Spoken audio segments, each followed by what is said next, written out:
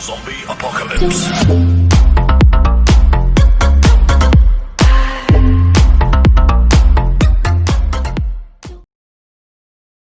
To start training from home, you're going to need to create your own home gym. This means finding the right equipment and stocking up your home. Now, whether that's a spare room, your living room, or even a garage, which is just ideal. The exact equipment you're going to need is going to depend largely on the goals of your workouts and what you're trying to achieve. The equipment you need to burn calories and lose weight, for instance, is quite different from what you would use to build massive muscle. As we're going to learn later in this series, though, building muscle is still actually one of the key ways to burn fat. The more muscle you build, the more you'll drive up your metabolism. You'll find there are certain things and certain principles that will apply no matter what your aims are. And there are definitely some specific pieces of equipment everyone should own. Keep watching and let's take a look at what some of those items are and how you should approach this process. You're going to be faced with some unique challenges when you begin building your own home gym. The first of these is the simple fact that your home gym shouldn't cost too much.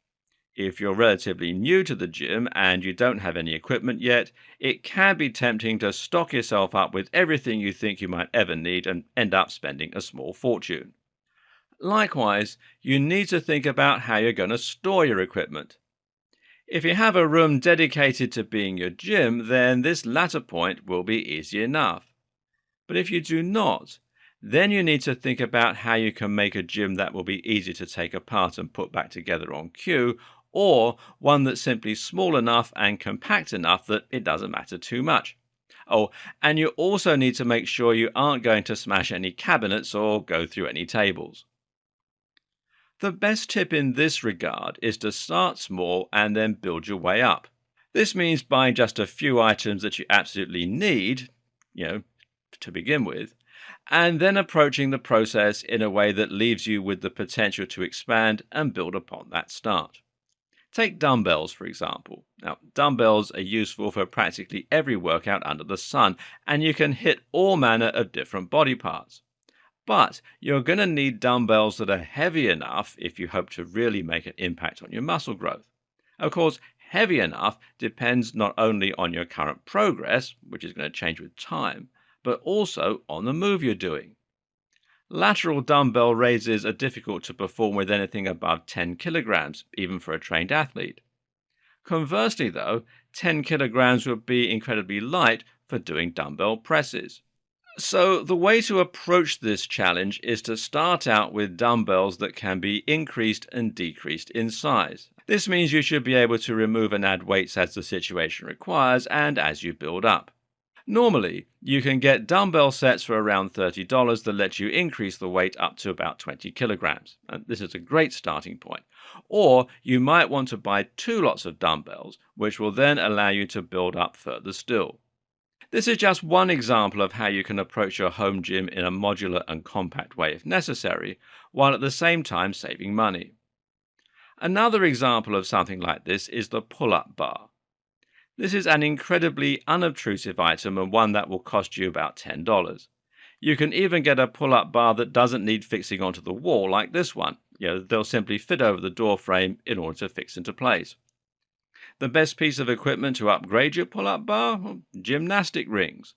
Gymnastic rings are simply plastic rings that attach to a rope and can be looped over a pull-up bar.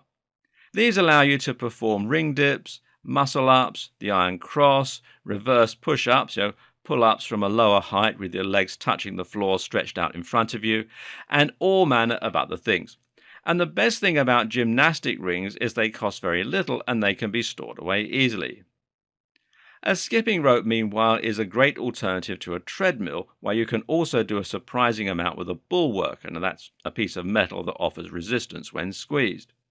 As we'll see later on in this series, there are also lots of things you can do with everyday items from around the home. So think a little outside the box. Use these tips and the principles behind these tips and build yourself a gym that does everything you need it to without taking up all the space in your home.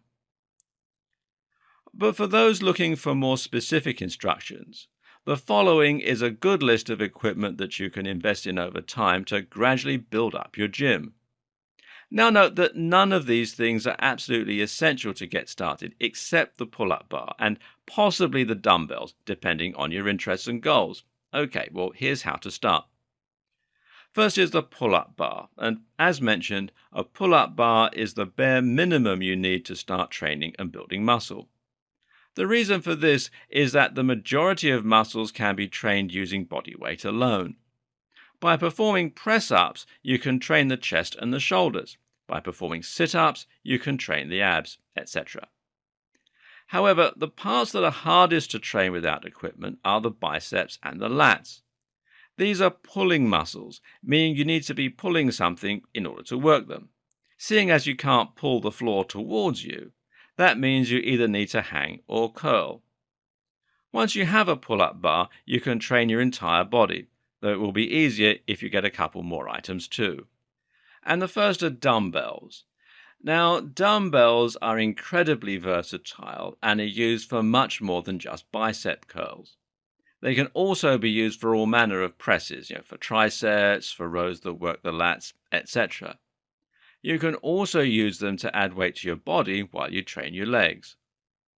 Make sure you get dumbbells that can be increased in weight. Start with 20 kilogram worth and buy 2 sets, giving you 40 kilograms in total if you already have a good level of strength.